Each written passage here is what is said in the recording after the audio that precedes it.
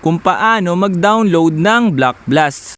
Una, pumunta lang tayo ng Google Play Store. Ayan, then kapag nandito na tayo sa ating Google Play Store, then makikita nyo sa baba yung search na nakasulat, which is na ito siya. Gagawin nyo lang, i-click nyo lang yung search na yan.